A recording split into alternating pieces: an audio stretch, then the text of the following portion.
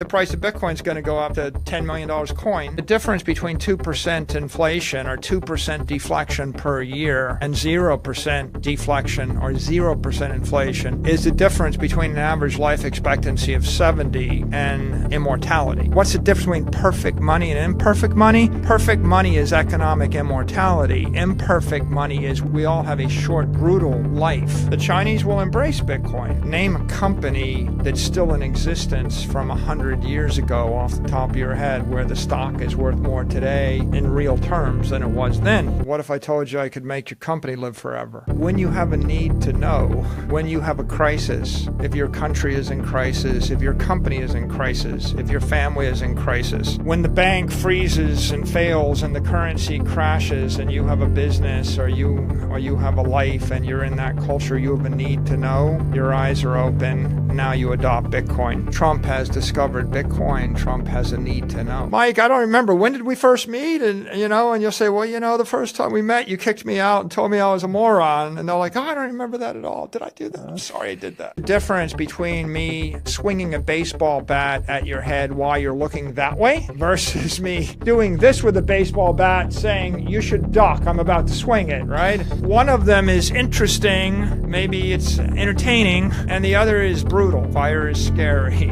People run from the fire. Don't wave the fire in your sister's face. When Apple encounters Bitcoin, I think they may look at it and think, well, wait a minute, Bitcoin, multi-signature, cloud, what if we actually make the Apple Watch a signing device and combine it with the iPhone and combine it with the third signing device on a laptop, and then we do something with the cloud? Maybe the future biggest bank in the world is Apple Computer, and Apple's going to give us easy-to-use, safe multi-sig that 6-year-olds can figure out. How's Bitcoin going to scale? You're going to see a growth in layer 2s, a growth in layer 3s. You're going to see the transactions on layer 1 get bigger. The average transaction size is going to go to 2,000, then 20,000, then 200,000, then 2 million, then 20 million. Do you want the billion people in China to be rich? And do you want to be rich while the Chinese government still has a bunch of laws that you may or may not agree with? Or do you want the people in China to be poor and you to be poor while the Chinese government has a set of laws that you don't agree with? Do you think that you're so great, you're Superman, that you can just go and topple the entire government by barking on Twitter? How did Bitcoin change you?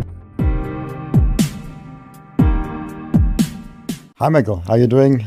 Thank you for being on my podcast. Awesome. Happy to be here. It's actually my second in-person podcast ever. I have done 151 podcast episodes, and you're my second one in person. I love that a lot.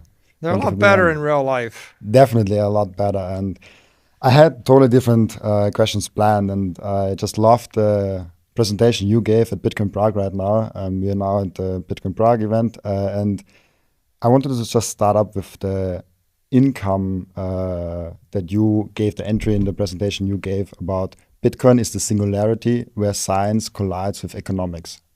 And I needed to think about that a few times before I maybe I grasp what it is. Can we go deeper on that? Like, what does this mean on many levels? What do you mean with that?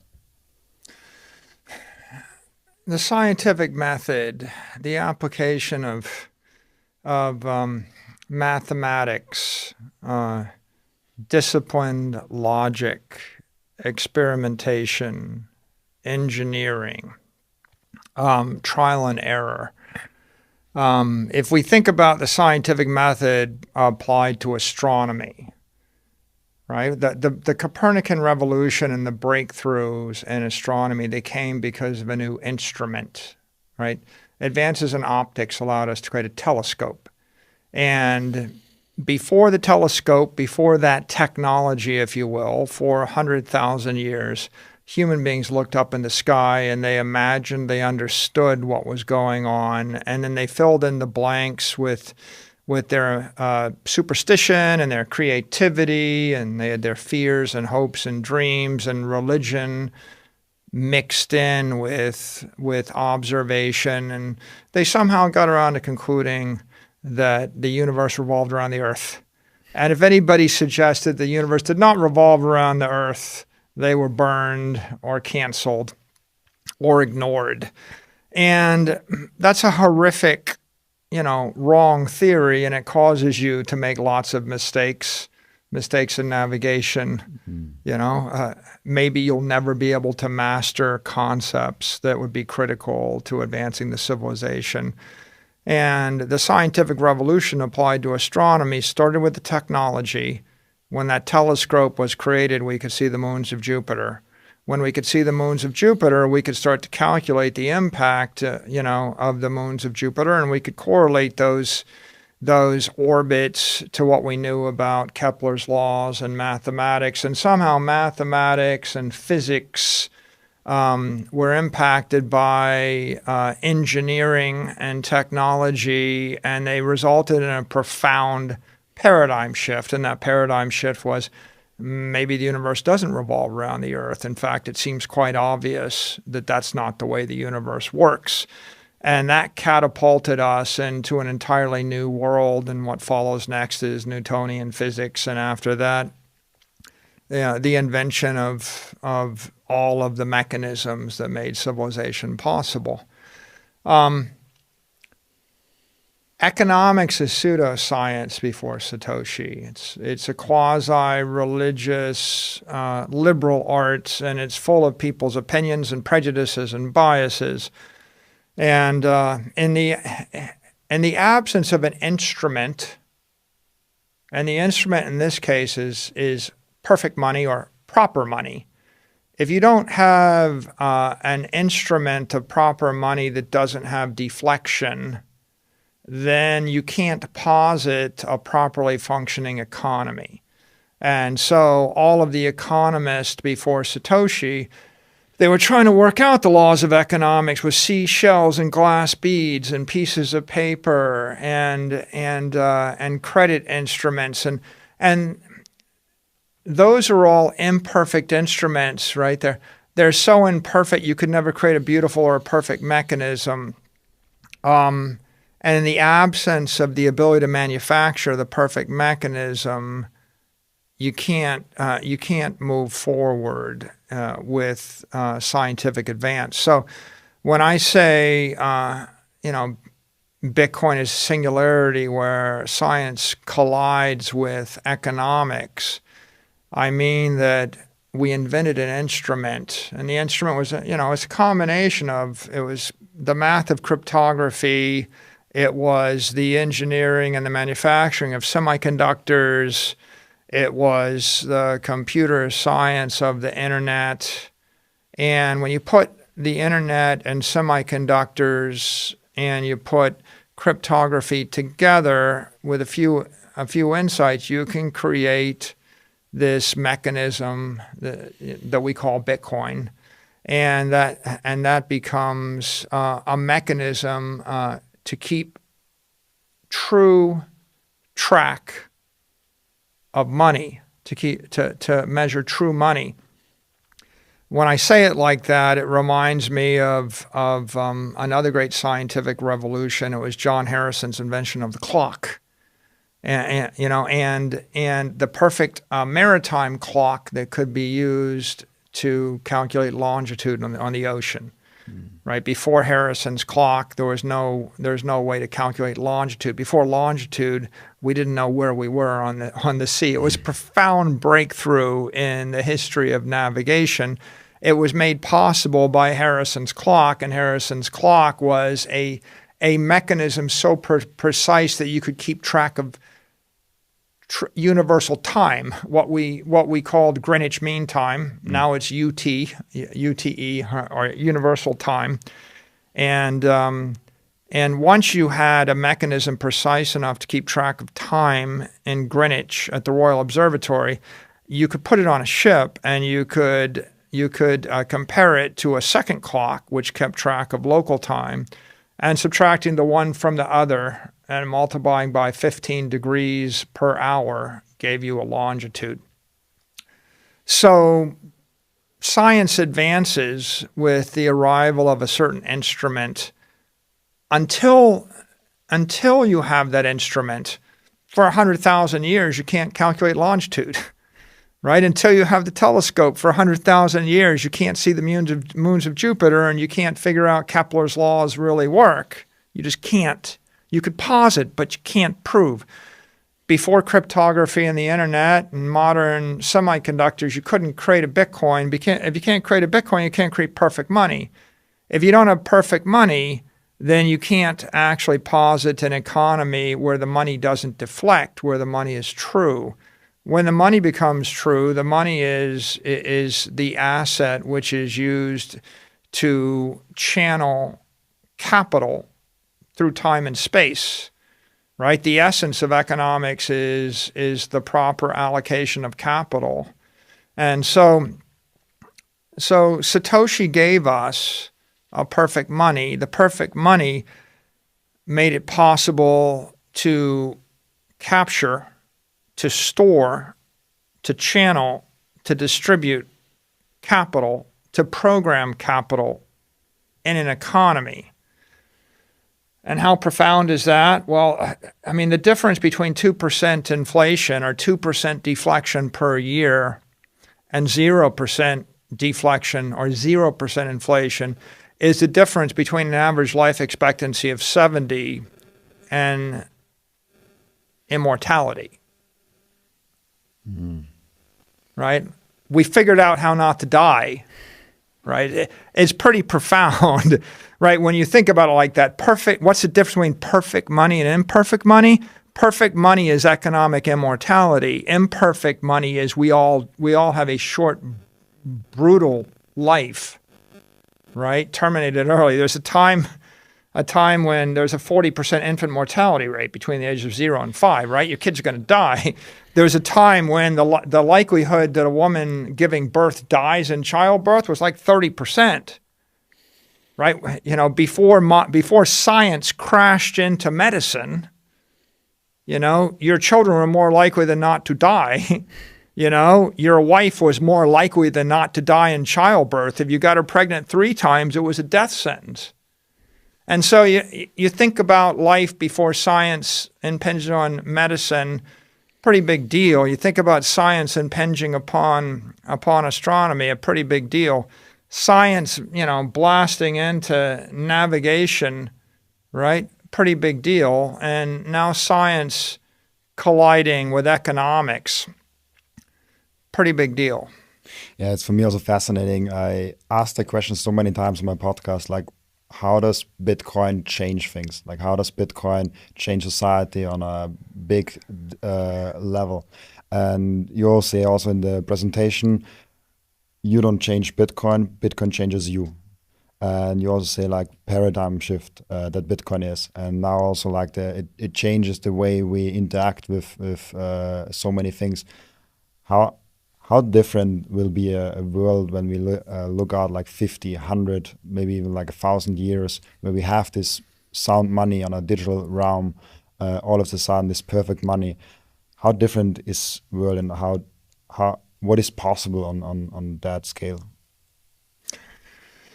I think if you look at economic creatures, the classic economic creature in modern society is the corporation. The average life expectancy of a corporation is something like 10 years. You create a company and it lasts more than 10 years, then you've lived longer than most. The number of corporations that are more than 100 years old, right? What percentage of people live to be more than 100? Like 0.1% or 0.01%? What percentage of corporations live to be more than 100? 0.0001%. Well, what if I told you I could make your company live forever? Right? It's so how profound. We're talking about eliminating corporate mortality, right?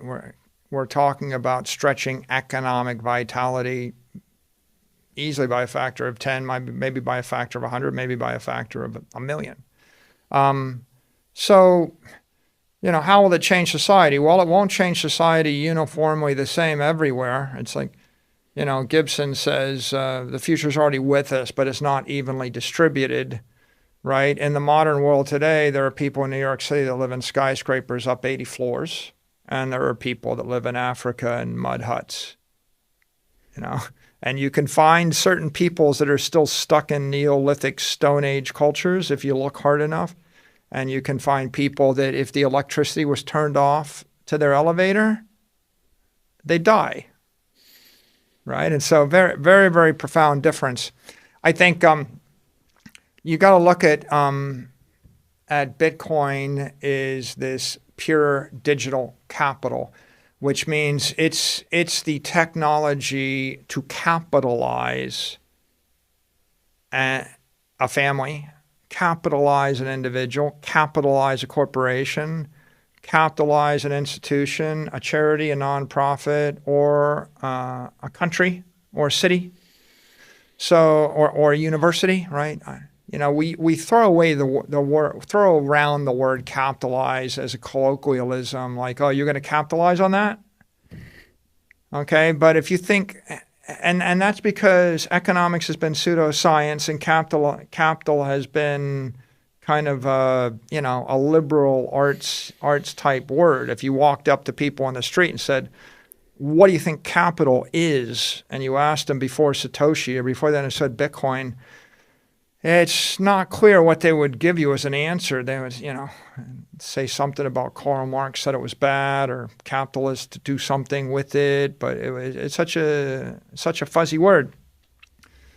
But in the aftermath of Bitcoin, capital is economic energy, and I give you an asset to store economic energy. And now, if I can store economic energy in a digital asset, I can move the capital potentially at the speed of light at high frequency. So I can move it through space, right? Can you actually oscillate capital at 10 megahertz? You can oscillate, you can create a 10 megahertz signal, right? 10 kilohertz signal you could probably hear, right? So at certain frequencies, when you're vibrating energy, right, you get a result. Capital's never been something we could work with, we could program. So Bitcoin allows you to program and channel capital through time and space. And in time, it means that we have the hope of addressing things like global payments for 8 billion people at the speed of light off of mobile phones with no intermediary, right? So that's interesting. How do I actually do 100 transactions a second if I'm an AI bot and I want to trip through cyberspace, right? I mean, that's interesting. You won't do that without digital energy or digital capital. But the other issue is, well, how do you actually send a bunch of capital forward in time 100 years, right? And you can't do it with gold. You can't do it with a building. You can't do it with a share of stock. I mean, name a company that's still in existence from 100 years ago off the top of your head where the stock is worth more today in real terms than it was then. It would be kind of challenging, right? So projecting economic energy through time and space has really been more of an aspirational fantasy, right? Or an art than it was ever a science or engineering discipline. Bitcoin, it takes something from the artistic and from the religious and from the political domain, and it moves it into the engineering domain where now there is actually a precise way to move capital around, to store capital, to capitalize. And I guess your question is, how will the world change? Profoundly, right? I mean, I can create an AI that can live in cyberspace capitalized by Bitcoin that will live forever, that'll have economic mortality, that is completely sovereign from a company, a person, a country. That AI could, in theory, split itself, go viral and spawn 10 million more AIs that are all sovereign. It's a life form, right? right? I could endow a university, a nonprofit, a foundation with Bitcoin that could conceivably last 1,000 years without anybody working for it, right? I can create new types of entities. I can create companies that don't have a life expectancy of 10 years, and I can create a company with a likely life expectancy of 100 or 500 or 1,000 years. I can have different missions.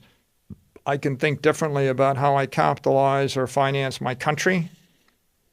I think differently about how I build. Every product and service could be different, right? If you think about products that are around us all the time, you know, life insurance products or any kind of annuity products, all of those things, right, will be disrupted. Maybe they'll be dematerialized. Right? There's an entire industry that shuffles around $400 trillion of assets. So we have $400 trillion of 20th century analog assets that are inefficient, that are toxic, that are dilutive, and those are handled by a massive financial establishment that's inefficient, right? And so you have a very inefficient establishment handling inefficient assets, trading them back and forth inefficiently. You could obliterate it all. You could just replace it all with just, I have Bitcoin, I hold it. I don't need the establishment. I don't need the bank to hold it. I don't need the Wall Street firm to trade it. I don't need to trade it. I don't need to diversify across. Like, why do I buy the S&P 500 index? Why do I have to buy 500 different companies when I know that most of them are not even that good or that successful, but I have an entire financial infrastructure to trade and rebalance inferior assets as a store of value? What if you just obliterate it all, right? Maybe it all just goes away. So I think the world changes, but it'll change in every sector, in every part of the world at a different rate, depending upon politics, depending upon leadership, depending upon culture. And there'll be profoundly beautiful things that'll be created that you could have never created before. There'll be terrifying things that'll be created that no one conceptualized before. And there'll be parts of the world where they do it the same way in 50 years they did it 30 years ago, I suppose. This also brings me to a question that I planned before I saw your presentation about global game theory right now. We have in the US election is already Bitcoin a big topic with Trump accepting it, Trump speaking about it. EU election, I saw the Austrian view of it, and I never heard any word of Bitcoin, crypto, or anything of that. So in the EU, it seems to be a non-topic till now, at least like not a public topic like in the American elections. How do you see right now the global game theory with like El Salvador as a small country that goes like bigger steps, America making it more a topic, and then EU, India, China. How do you see the global game theory right now? Bitcoin insight is restricted to those with a need to know. I love that rule. When you have a need to know, when you have a crisis, if your country is in crisis, if your company is in crisis, if your family is in crisis, when the bank freezes and fails and the currency crashes and you have a business or you have a life and you're in that culture, you have a need to know, your eyes are open. Now you start to take Bitcoin seriously. Now you adopt Bitcoin. Trump has discovered Bitcoin. Trump has a need to know, right? El Salvador, their currency crashed, you know, they had a need to know. I think people in countries like Lebanon, right, they don't have a reliable banking system. They have a need to know. In places where the society is affluent and the leaders are affluent and they feel comfortable and they don't feel threatened or challenged, if they're comfortable in their political standing, if they're not afraid of being driven out of office, they don't have a need to know. If they're not insecure about their currency, if they're not insecure about their banks, they don't have a need to know. Right? In those cases, they'll be the last to embrace Bitcoin or to appreciate it because they don't have a need to know. But the world's full of places where you do have a need to know. And it's not just places, but it's peoples, right? The minority out of power, right, who are disenfranchised, who are disinherited, right? They used to say about America, right? Who settled in America? It was the second sons. It was the second son settled in America. The first son inherited the family estate in Europe, and the second son wasn't going to inherit anything. And so if the second son wanted property, a future, hope, they got on a ship, they crossed the ocean at great peril to themselves because there was an entire continent where they might actually get a start and they might have a chance. The second sons had a need to know. And I think Bitcoin is a great equalizer in that regard. You know, the wealthy, affluent, comfortable won't have a need to know. They will be blind to it. And those who are disenfranchised, who are looking for a better future, they are the hopeful ones, but they're also the seekers, the searchers, right? They're going to look, they're going to find it. They are finding it. Hundreds of millions are finding it. They'll embrace it. They'll benefit from it. The rest of the world over time will discover it when they have a need to know. And that's why I also loved your, I think it was the last rule even, where we spread Bitcoin with love and not hate. Because I was also in that time where like this toxic maxi, like, oh, you have to get Bitcoin, like you have to do it. But in the last year, I kind of transformed to like, oh, if you're here, if you have questions, I'm here for the community. I'm here for everyone who has questions and want to learn more about Bitcoin, and I help you. And that I love that rule a lot. And how did you come to that rule to spread Bitcoin with love and not hate? And also it kind of ties to the other rule with fiat, not against fiat, but for Bitcoin. Well, it comes from a variety of different sources. My experience in business as a salesperson, and I've had thousands of salespeople that I've worked with or have worked for me over time. I've noticed the great ones, they go and they offer the customer something, and the customer tells them to get out. They're stupid, they're foolish, the product stinks, they don't want it, they don't need it. Right? Really good salespeople, they smile. They say, I understand. I'm here if things change. Call me if you need me. You know, I understand you don't have a need right now. Thank you for your time. But here's my card. Should circumstances change, we'll be there. And when I was young, my first reaction was if the customer said they didn't want to buy or they criticized my product, I would get angry at them and say they're stupid. But if you go to a big, there's a phrase, the customer is always right. Mm. If you go to a big rich customer, whatever it is, you know, and they say your product stinks, and your reaction is, well, you're too stupid to appreciate it. Years will go by.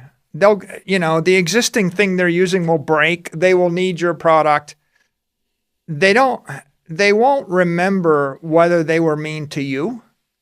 They will definitely remember if you said something mean to them. So if you actually got in a fight with them the first time around, then they'll just remember that you were rude to them. They won't call you back. They'll go to vendor B or vendor C or vendor D. So it's very bad game theory, to tell the customer they're wrong, especially when they're wrong. If the customer is rude to you, you don't get rude back. You smile, you take your beating.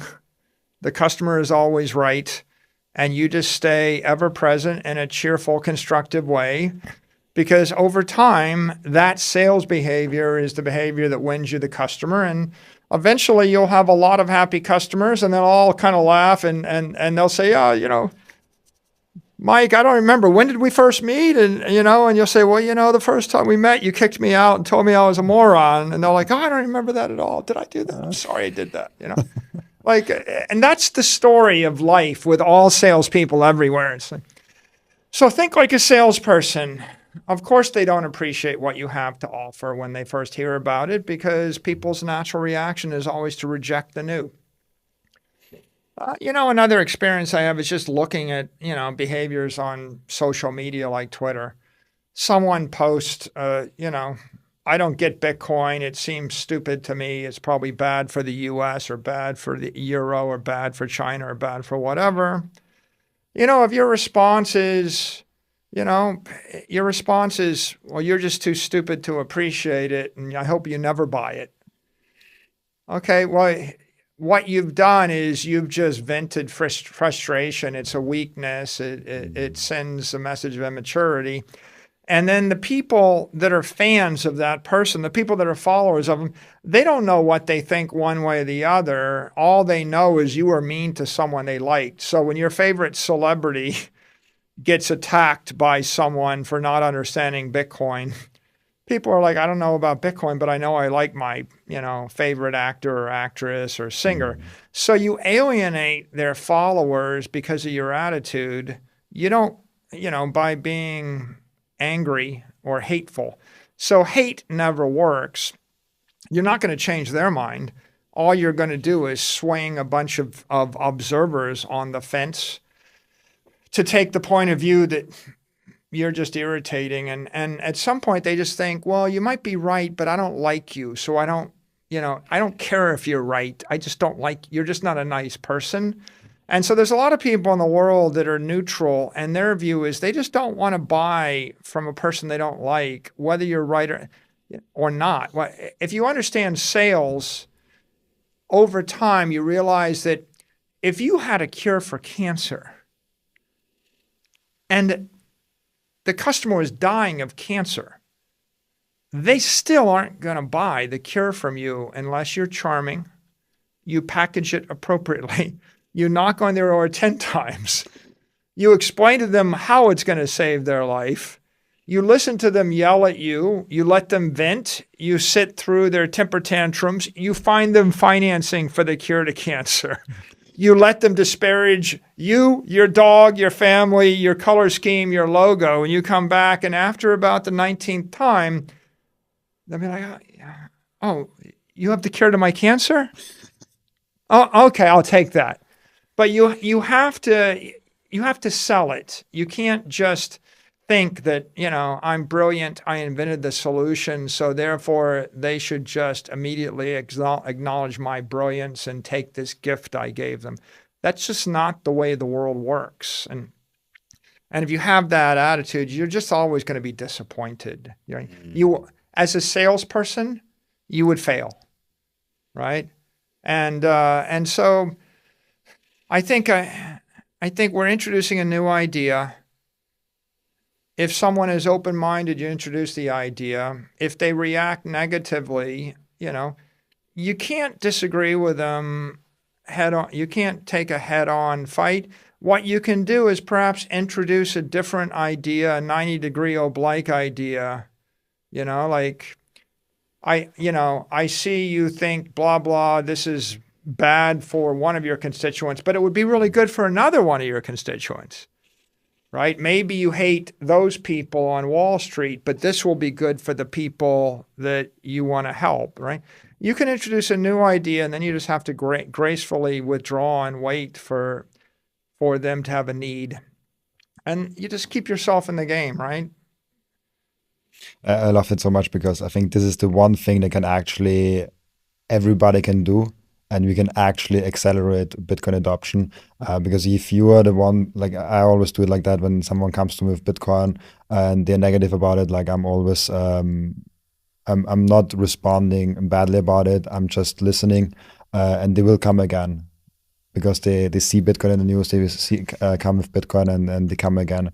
And what I'm curious about, and this was the one question that was in my mind when I heard the presentation, when you said you don't change Bitcoin, Bitcoin changes you. For me, it's really not quite that because I'm so young. So I got Bitcoin with 21. So it's like I was nobody with 21, and I got Bitcoin. So like I just developed my character. But with you got Bitcoin at a later stage in your life. So you already had a lot of experience. How did Bitcoin change you, if at all? Well, first we were looking for a defensive strategy, right? And so my first experience with Bitcoin was this was a defensive treasury strategy I could use to save my company. And so I studied enough to conclude I could buy it. And so after I did that, I realized, wow, there's a lot more to Bitcoin than just digital gold, just making a digital technology investment. And so I started actively researching. So one way Bitcoin changed me is it had me go down the rabbit hole, and I started studying economics, Austrian economics, right? Bitcoin led me to read Murray Rothbard, A History of Economic Thought, and to read Conceived in Liberties. And then it led me to go back and reread all of world history. And then it led me into 1,000 podcasts.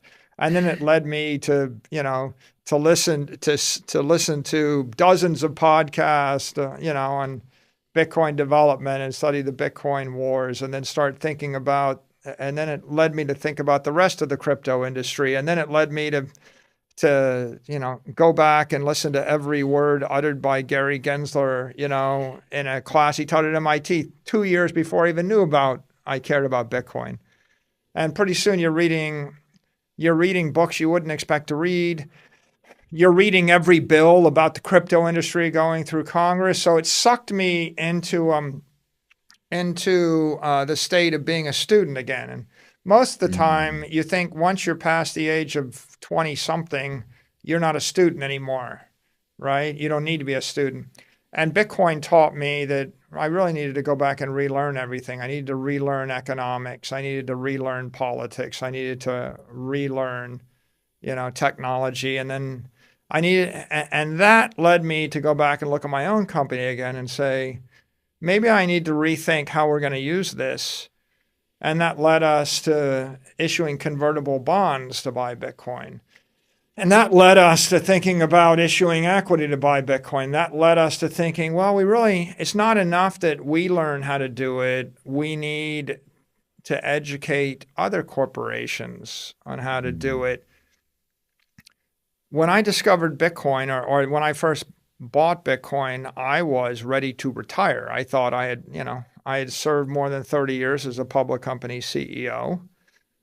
I thought, I have nothing left to prove in the world. There's not much for me to do. I'll just go ahead and retire and gracefully disappear from history. And Bitcoin plopped itself into my life and first teased me and then seduced me. And then it dragged me onto that stage today, right? And so I was dragged onto a world stage, and I found myself now, instead of quietly retiring, I was now drawn into a role of advocacy such that I would get on a plane and fly to Sao Paulo, or fly to Uruguay, or fly to Prague, and obsess over things that I never need to obsess over. And go back on CNBC or go on Fox, go on television, and or sit down and record 1,000 hours of podcast. And these are all things that I discovered late in life. I would say I'm a late bloomer, right? Like I'm much older than the average Bitcoiner, right? And so it's like, how did this all happen? And I think it's Bitcoin inspired me, maybe inspired me, catalyzed me. So it changed how I spend my time. It changed my intellectual interest. It changed our corporate strategy, and it gave me a mission, and I felt compelled to do it, right? Bitcoin serves us all up a mission if we listen carefully to what it has to tell us. I love it a lot. From all those rules, 21 rules that you presented at Bitcoin Prague, what is the favorite one? Like if you had to pick one, and why is it that? I mean, I think the most important one is the final one: spread Bitcoin with love. Right? Bitcoin is the solution to 8 billion people's problems. Bitcoin is the transformation of capital from analog to digital. Bitcoin is the singularity that brings science to economics. Bitcoin is instrumental for the human race to reach its full potential. If we're going to 10x and 100x or 1,000x from here, we can't do it without mastering this sort of digital capital, right? Without mastering digital energy. And so we need to spread it to the world. Whenever something moves faster than the environment can adjust, we get a phenomenon known as a shock wave. When I move through air faster than the rate at which the air can get out of the way, right? The rate at which the air moves or the air communicates with itself is called the speed of sound. It's literally the speed of sound. The reason that the sound moves that fast, that's how fast the air is carrying it, right? So when I move faster than the speed of sound, I create a shock wave. When I create a shock wave, there's just sound and fury and a atomic, a sonic boom and turbulence. And it's very disruptive. It's very painful, right?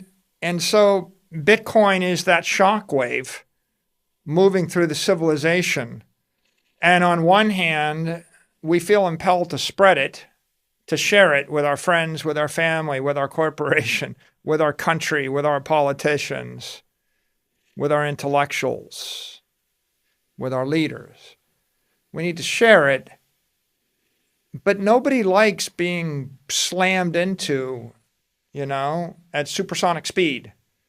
That's painful. It's the difference between going below the speed of sound and going faster than the speed of sound is the difference between me, swinging a baseball bat at your head while you're looking that way versus me doing this with a baseball bat saying, you should duck, I'm about to swing it, right? One of them is interesting, maybe it's entertaining, and the other is brutal. And so if we're going to do this, we need to do it with love, not hate. We can't hate people because they reject, because they resist, because they don't get it, right?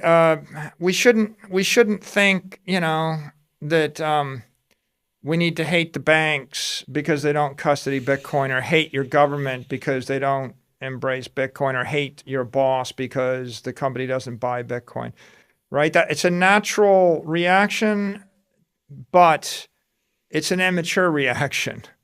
What we ought to think is they're going to need it. They don't understand it. It's understandable they don't understand it. It's the most shocking economic thing that's happened in their life. Maybe it's the most shocking thing to happen in economics in 100,000 years. It's a fire raging. Fire is scary. People run from the fire. Don't wave the fire in your sister's face, right? Don't set your family on fire, right? Have a little bit of consideration there, right? With such a powerful idea. So I think the world's a better place if we spread Bitcoin, but I think we got to do it with love. Thank you. You already made it halfway through the video, and I'm really, really grateful to have you here. Two things make this channel possible. You as a watcher and listener who keep supporting this channel. And another one is all the Bitcoin brands that I partner up with, like 21 Bitcoin, who support me from the very start and where I personally buy my Bitcoin from. With code Robin, you even get a discount when you buy Bitcoin with them. And now also Bitbox. Bitbox is the simplest and securest way to secure secure your Bitcoin. And I heard a crazy statistics. Only 2% of Bitcoiners hold their Bitcoin in a hardware wallet. How crazy is that? Don't be in that 98% bracket. Be in the 2% bracket. And if you have self-custody and you know your friend does not have, maybe he needs a Christmas present. Maybe he needs a birthday present. And a small life hack, if you use code Robin, you get 5% off your order, plus you support my channel. And now let's get back to the video. I also see that approach that you just described you did with MicroStrategy, and you explained it in a lot of interviews how you like came up with like I want to introduce Bitcoin to MicroStrategy, and now you talk about Bitcoin, you invest in Bitcoin, and now with MicroStrategy Orange, you also want to build with Bitcoin. And I asked before this interview online on Twitter, like, what is the question for Michael Saylor? What should I ask him? There are a lot of responses, but one of the most common ones was like, what's the future of MicroStrategy? And with that also, what's the future of Bitcoin scaling, layer 2, layer 3 technology, and what do we all build on Bitcoin? Well, MicroStrategy is going to continue to raise capital to buy Bitcoin. We're going to continue to engage in Bitcoin advocacy efforts to advocate Bitcoin institutional adoption for institutional investors. We're going to advocate adoption of Bitcoin by companies, both public companies and private companies. We're going to work on advocating and educating organizations on implementing Bitcoin treasury strategies. We're going to spend a lot of time advocating to get all the financial institutions in the world to embrace and adopt Bitcoin. We're going to continue to develop software. We've got great business intelligence software and thousands of very loyal customers. We're enhancing that with digital intelligence, what you'll call AI. So that's an obvious thing for us to do in our core business. But we also have R&D efforts in the Bitcoin business where we focus upon developing applications or integrating things like Lightning to see where we can, how we might provide that sort of service to enterprises. And we work on ideas like enterprise identity. Is there a way for us to combine public-private key cryptography and digital signatures and the Bitcoin network with enterprise security and cybersecurity and anti-fraud, anti-phishing, type software. So that'll all keep us busy. And each one of those things is something that just takes a lot of time and sensitivity to work out. But that doesn't really address your second question, which is the bigger and more important question. How does Bitcoin scale? And I think the answer to that question is Bitcoin scales in myriad ways. To say thousands of ways might be an understatement, maybe tens of thousands, hundreds of thousands, millions of ways. There are 8 billion people on the planet, and every single one of them that encounters Bitcoin is going to think about how they wish to interact with Bitcoin, and they've all got a different opinion. The 3-year-old that is interested in Bitcoin will have a different view than a 15-year-old, will have a different view than a 20-year-old, a 30-year-old, a 40-year-old. An 85-year-old in China will have a different view than a 92-year-old person in Russia. And they will have a different view than someone in the United States in their mid-60s. And their views will be different depending upon your religion,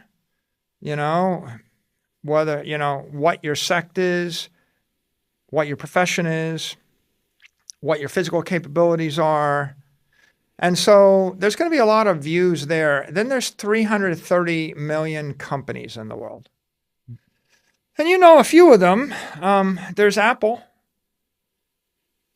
When Apple encounters Bitcoin, and they're one of the more important companies in the world, 1 billion people rely upon them. When Apple encounters Bitcoin, I think they may look at it and think, well, wait a minute, Bitcoin, multi-signature, cloud. What if we actually make the Apple Watch a signing device and combine it with the iPhone and combine it with the third signing device on a laptop, and then we do something with the cloud, and Apple becomes a bank that has hundreds of billions of dollars of assets in it, and we secure that via the Apple cloud. And I suppose if Apple does that, then Google will take a different view. Well, we don't want Apple to do that. We want that to be done in Android.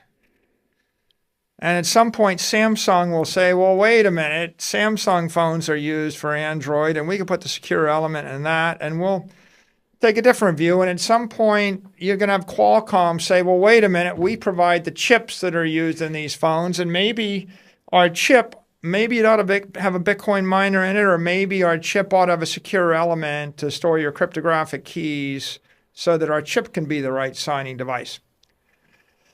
And then you're going to have all the Chinese companies, and the Chinese government will say, well, maybe we don't want Apple and Google to do this, and we want our companies, Huawei, to do this. And so you're going to have governments that'll take a view. You're going to have companies that are going to take a view. You're going to have other companies like Block, and Block is going to say, well, we want to be better than Apple or Google, and so Block will ship the BitKey, and Block will embed Bitcoin support into Cash App. And Block will do that in the United States. But Block doesn't operate in China.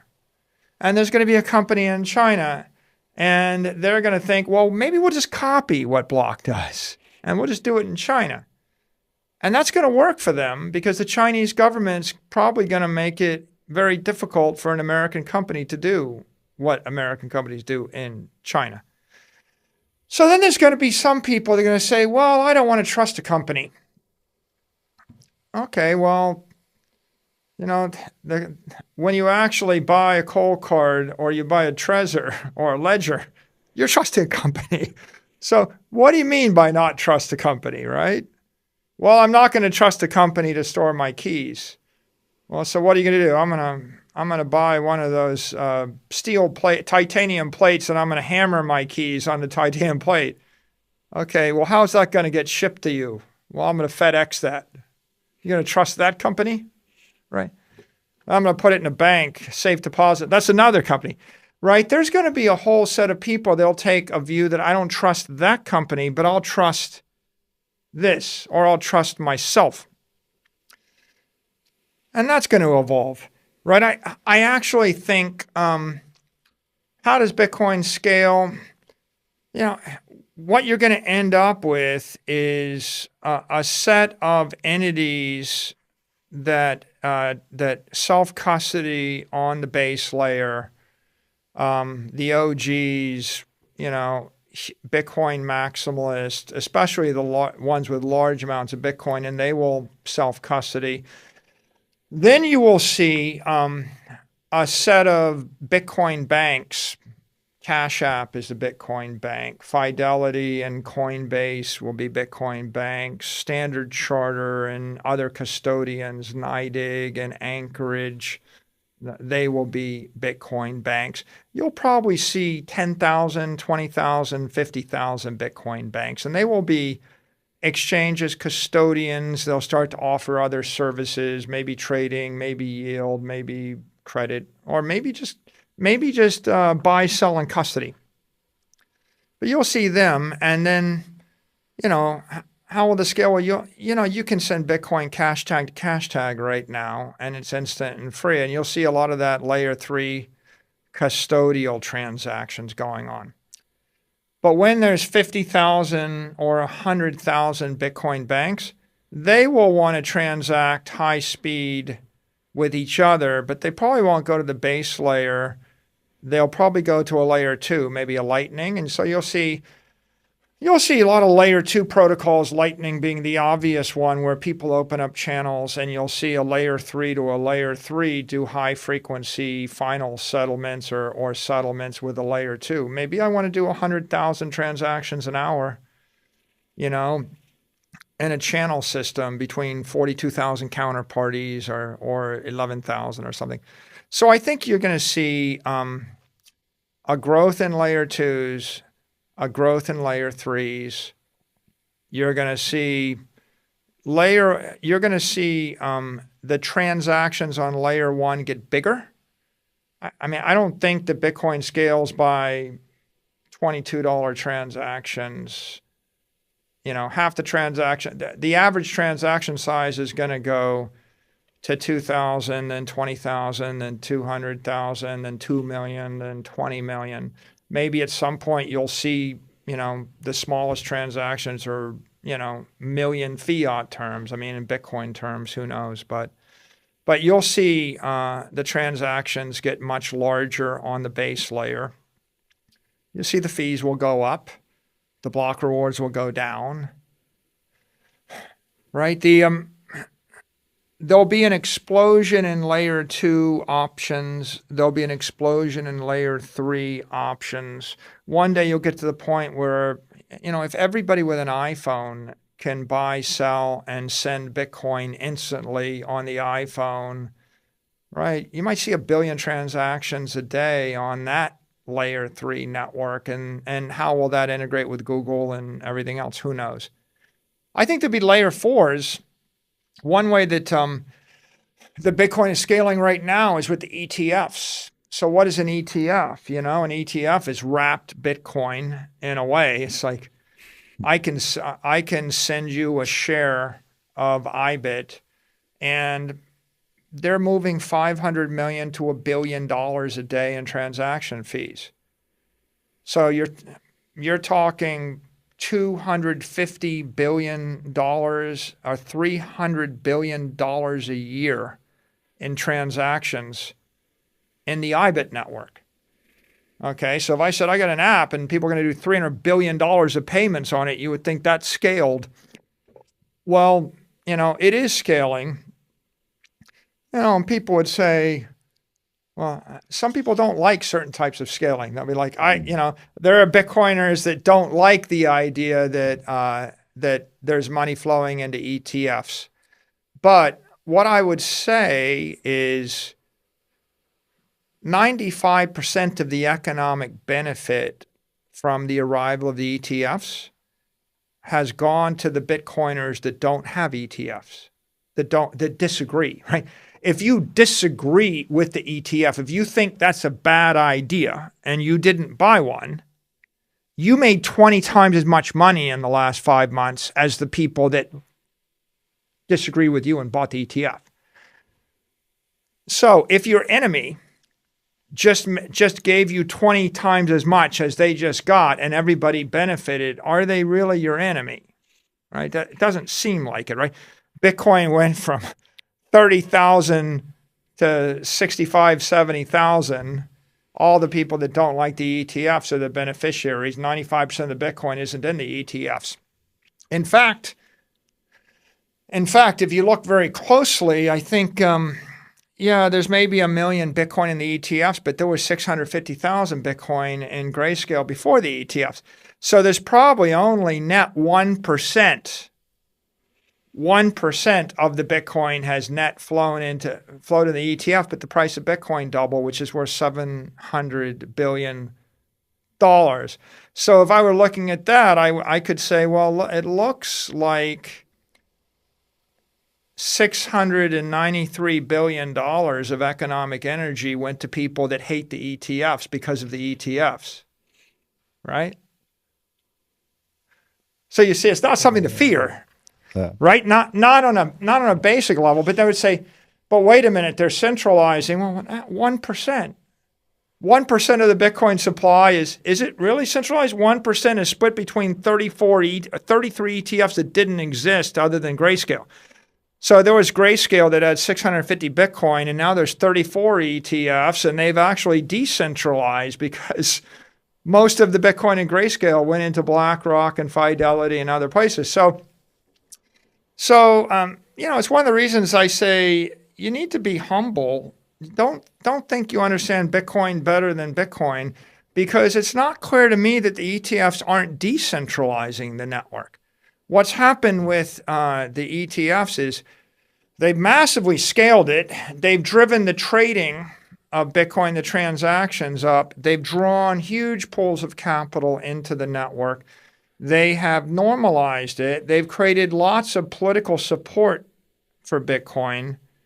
And they solve a bunch of problems. They're applications of Bitcoin that solve problems that impair adoption. One problem that they solve is convenience. There are a lot of people where, like, you could pick up the phone and say, I want you to buy $22 million of Bitcoin over the next 6 hours at the average VWAP price. And you're going to execute that in, I don't know, 5,000 individual transactions. You can do that in 10 seconds with an ETF and without putting up any money, you know. Whereas before the ETFs, that would have taken 6 months to set up all those accounts, and you'd have to sit at your computer. And the people that can actually do that have the money, they don't have the computer skills, right? You know, you're 22, you can probably trade it at a computer. When you're 73 years old and you've got the 20 million bucks, you can do this. Hey, Bob, buy $20 million worth of Bitcoin via iBit, click. That's what you can do. So they solve the convenience problem. They solve the access problem. But they also solve a custody problem. That person doesn't want a custody. You know, the 65-year-old person, they don't want a custody. Like I don't want to be kidnapped. Yeah, you think that you think that I want to go on television and say, yeah, I've all my Bitcoin. It's like, you know, and this key around my neck here. Please don't kidnap me, right? I mean, those people don't. You know, you want to have it with an institutional custodian, right? And so it solves the problem of custody, but then it solves the third problem, which is compliance and capital controls. There are a lot of companies. Let's take Millennium, right? They have $2 billion of Bitcoin via iBit, via these ETFs, $2 billion, okay? They couldn't buy the underlying Bitcoin if they wanted to. They don't by their charter. It wouldn't meet their compliance rules. So they can either buy $2 billion worth of wrapped Bitcoin, or they can buy zero. It's very black and white. 2 billion, zero. You can be opposite and say, well, blah, blah, they should set up the account and set up their own keys and do it, because if they don't, they're stupid. But they're not stupid. They have more money than you have. Right? I mean, they have infinitely more money than everybody that criticizes them. They must not be that stupid, right? They're pretty smart, right? They make huge amounts of money. Anybody that can accumulate tens of billions of dollars of capital probably isn't, has something going for them. They simply have a system where their compliance controls and their charter are such that they can trade on a certain set of exchange in a certain way. And if you do business the way they do business, do it their way, you get the $1 billion order. You do it your way, you get the $0 order, right? That's another lesson of sales. The customer is right. Do business the way the customer wants to do it. And now let's go to this last point, capital control. How's Bitcoin going to scale? Well, in China, Bitcoin is going to scale via an ETF in Shanghai that allows you to buy wrapped Bitcoin, which will be custodied by a bank in Shanghai, regulated by and overseen by the Chinese government. The Chinese will embrace Bitcoin. They just don't embrace the ability for any individual to take it out of their country. Right? Sometimes we confuse two objectives. Do you want, are you in favor of Bitcoin being successful? Or are you in favor of eliminating capital controls in the world? You see, this is a political objective. You might feel that you disagree with the Chinese policy, which is you should not be able to move more than $50,000 a year out of China. You disagree with that policy. But that's not the same as wanting Bitcoin to be successful. Are you against the Chinese government or their law, or are you in favor of Bitcoin? So, if you insist that I have to be able to buy non-KYC Bitcoin in China and custody it myself and move it, where I want and not report it to the Chinese government. You see, you've signed up to a much more ambitious agenda, right? I'm in favor of complete sovereignty of the individual, complete privacy, complete freedom to transact, and Bitcoin. Okay, fine. It is China. There's 1.5 billion people in it, right? And so the question is, are you likely to get them to change that policy in the next 12 months or 12 years? You can try to get a country to change their policy. It's called revolution. If you have enough guns and you want to topple, if you want to fight and die for what you believe, you can be a Castro or a Stalin or a Mao or a Ho Chi Minh or fill in the blank. Put in your favorite revolutionary. You can do it. But on the other hand, if you just want Bitcoin to be successful, when you hear the Bank of Shanghai is rolling out a Bitcoin ETF, custody of the Bank of Shanghai, you would say, that's great. That's going to give access to Bitcoin to 1.5 billion people in China. Okay. And they're going to buy a bunch of Bitcoin. The price of Bitcoin is going to go up to $10 million coin. So here's the question. Do you want the billion people in China to be rich? And do you want to be rich while the Chinese government still has a bunch of laws that you may or may not agree with?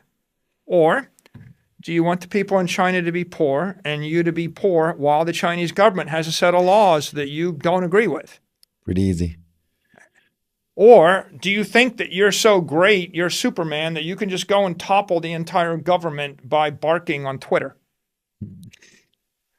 It's like, I just don't think, right, that you're going to topple, an entire sovereign nation with your ideology. So how's Bitcoin scale, right? Bitcoin scales in layers, and it scales when 100,000 banks custody Bitcoin.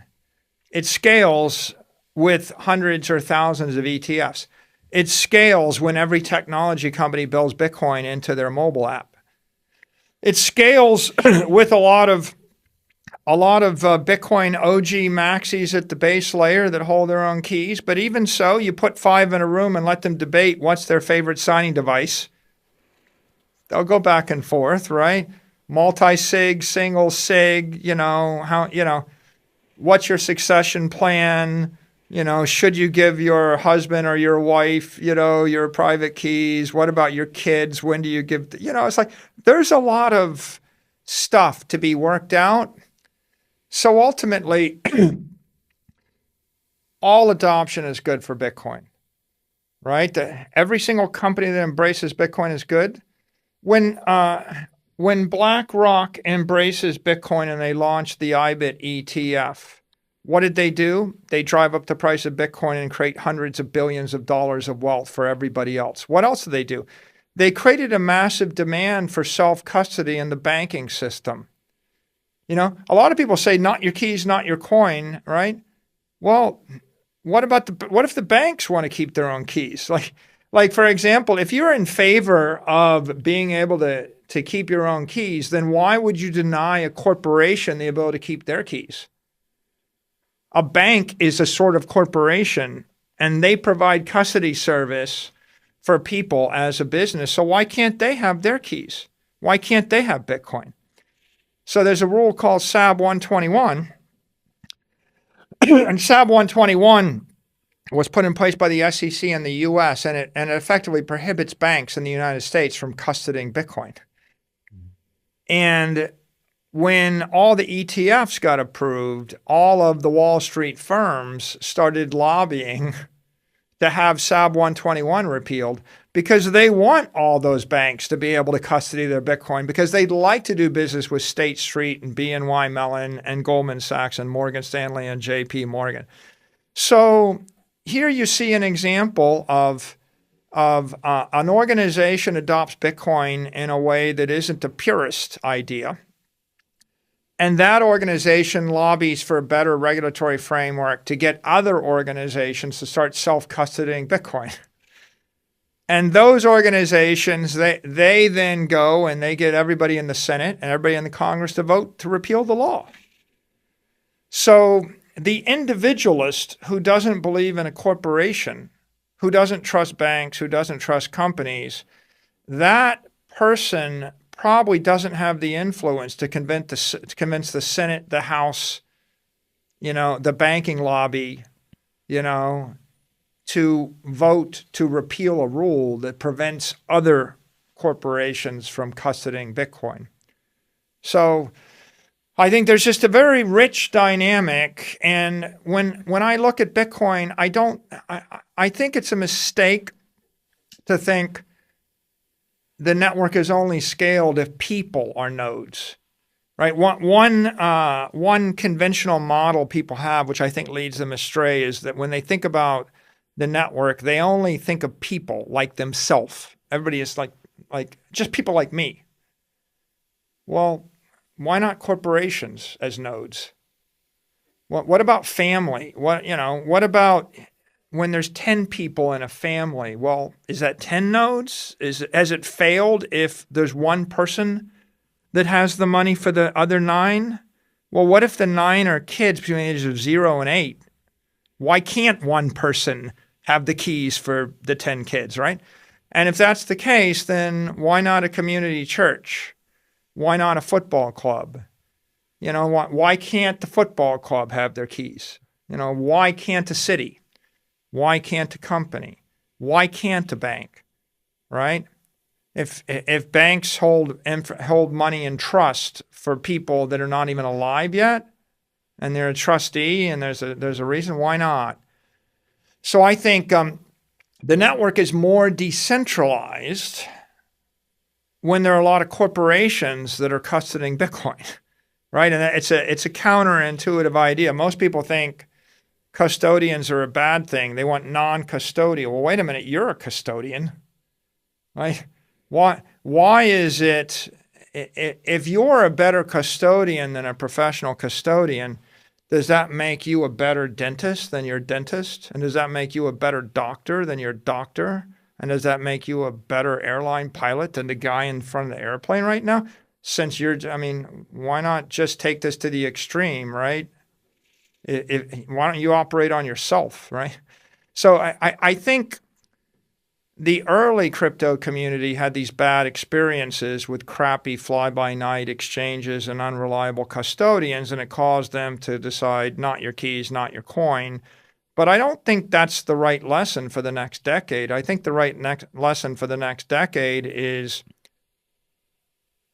you should have a situation where everybody in the world is able to custody Bitcoin. Every country, every company, every institution, every family, every individual, every entity, and even non-persons. Like, what about an AI? What if you release an artificial intelligence? Why can't they custody? So in that world, things are a lot richer. You're like, well, I don't trust a company. Well, that's stupid. You do trust a company. You were probably born in a hospital where a doctor didn't drop you on your head and kill you. So everybody trusts something, right? You trust a company to generate the electricity that makes the internet work. And so it's really a question of, are we going to power up the entire world with digital energy, right? It's not just for individuals, it's for everybody and everything. And, I'll make one last point on this subject, which is, if you're an individual and you hold Bitcoin in self-custody in Austria, you're safer if the Bank of England and a bank in Italy and an EU central bank and the Fed and a Bank of China all hold Bitcoin, right? Because if you want to protect the individual from the crushing power of the nation state, when your government decides to take it away from you, or when whatever the local bank decides to take it away from you, your best protector is their competitor. You really want the Bank of China to hold Bitcoin, they will protect you from a powerful entity in the U.S. You want the U.S. to hold Bitcoin to protect you against the Russian government. You want the Russian government to hold Bitcoin. So you want governments to have Bitcoin. You want banks to have Bitcoin. You want large corporations. Apple Computer will protect you from being victimized by Microsoft and Google if they decide to impair your Bitcoin. Right? Maybe Google puts some secret thing and they prevent you from using Bitcoin freely, and their competitor offers you a better solution. Integrity is achieved, and security is achieved through balance of power. Through the balance of power of entities more powerful than you. Right? Ultimately, you can't do it yourself. You need mega corps that are mega powerful, but you need more than one. And ideally, you have a bunch of them in competition with each other. When I look at Bitcoin, I think, Hal Finney said maybe the destiny of Bitcoin is to be a settlement network for high-powered money connecting Bitcoin banks. If you read his early work there. Right, eventually it's a bunch of Bitcoin banks and they're settling with each other $100 million or $1 billion at a time, and then they're all doing all these individual transactions. But I look at the Bitcoin and I look at how it's evolving, and I think about this vision, and it occurs to me that the existing banking system is 50,000 banks, all primarily capitalized on the dollar, right? The Chinese currency is pegged to the dollar. Middle East currency is pegged to the dollar. The euro is effectively pegged to the dollar. The dollar is pegged to the dollar, right? So you've either got something effectively pegged to the dollar or you've got something collapsing, right? So the entire world banking system is effectively pegged to a fiat asset, the dollar, which is collapsing, 7 to 10% a year. And it's all cleared through one node, right? One central node. And people understand why that's not a good idea. But I think it's a mistake to conclude, and therefore banking is bad. The problem is not banking. The problem is you have a single toxic capital asset and a fragile centralized network. Imagine a world where 50,000 banks all used Bitcoin as the capital asset, and they cleared peer-to-peer with each other. And so I replaced a defective fiat capital structure with a perfect monetary structure called Bitcoin, and I replaced a network that cleared through a single node or a very fragile set of correspondent banks, and I replaced that with 50,000 banks clearing peer-to-peer. And then hang on that network 500,000 big companies. And then put below that network, hang 50 million institutions. And then plug into that 1 billion families. And then step back and ask yourself the question, does that feel better or worse than what we have right now in the Bitcoin system? And is that better or worse than what we have right now in the fiat system? It feels to me like it's a lot better than the fiat system, right? If you went to the guy that runs the Bank of Australia or the Bank of Austria or the Bank of China or the Bank of whatever, you said, how would you like to have an asset which doesn't lose 7 to 10% of its value every year? And how would you like to be able to settle with any other bank in the world peer-to-peer? It's an upgrade for them, right? So it's an upgrade to the existing system. And then if you look at the Bitcoin system, it's like, what if I said to you as a Bitcoiner, You don't have to worry about your nation state attacking you if you're Chinese, because the Americans will protect you. And you don't have to worry if you're Russian about the Russians attacking Bitcoin, because the Chinese and the American and the Indians and the Europeans are going to protect the network. And if I went to a European and said, you don't have to worry about your country taking away your Bitcoin because the Americans will disagree and the Chinese will disagree and everybody else will disagree. If that was the case, then I think you achieve a much greater degree of security and sovereignty. And all of these entities that enter the party, that join the network, they're not making it worse. They're making it better for you, for everybody. And they're entering into a new world. And so maybe banks don't have to be crappy, right? Maybe we can have good banks, right? If we're going to sit and rail about the problem of using fiat as a store of value, we might stop and pause and say, well, maybe if I ran an institution where I'm required by the regulator to use a defective store of value, maybe that's my problem. And if this is an alternative, maybe we can introduce a solution that will allow them to recapitalize with a better technology. And then you're just left with the question of, is the institution useful to the world or not? And the free market will decide that. Some banks don't provide any value and they'll disappear, but there are certainly companies that do things that we like done. Maybe the future biggest bank in the world is Apple Computer. And Apple's going to give us easy-to-use, safe multi-sig that 6-year-olds can figure out. And I don't know. But it seems to me that Bitcoin's going to scale with the help of all the big companies, with the help of all the big banks, with the help of all the governments, with the help of every innovator and every entrepreneur. Everybody has a role to play in this. I think we should welcome them all.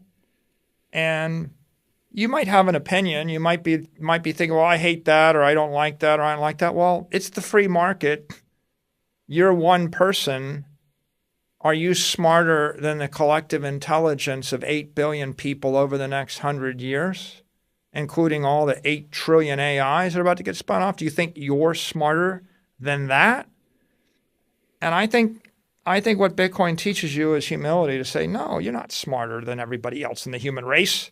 You're certainly not smarter than everyone in the human race that's yet to be born. So chill out and let humanity do its thing and let Bitcoin do its thing, because it's working pretty well so far, and I think it'll keep working. I love it a lot, what you just said. And I have 1,000 questions, but we have to come to the end routine of the podcast. And we have a special end routine where the previous guest is asking a question for the next guest without knowing who actually is the next guest. And I found that question so suiting for you, which brings in maybe a whole new topic. What is the one thing that you have that is really important for you that you could not buy with money? A mission, right? Right. The Bitcoin mission, right? That's very important to me. The opportunity to make a contribution to the human race by introducing and advocating this new idea. And before Satoshi, I didn't have that, and after Satoshi, I have that, and I'm very grateful for that opportunity. A mission gives life meaning. I love it a lot. And I usually ask my guest before I end the podcast to shout out their channels, but I think everybody already knows you and everybody already follows you. So I just end with like a thank you. And that's the one question, the one input from my community that I got a lot. I should say thank you to you for taking the time to actually make the Bitcoin adoption thrive. And this is a really cool mission, and extremely great that we have you on our Bitcoin team, and we appreciate that a lot. So thank you, Michael. And I think I can speak for some of my communities when I say thank you for that. Thanks for the opportunity. Perfect. And I'll be back tomorrow with another episode. Bye-bye.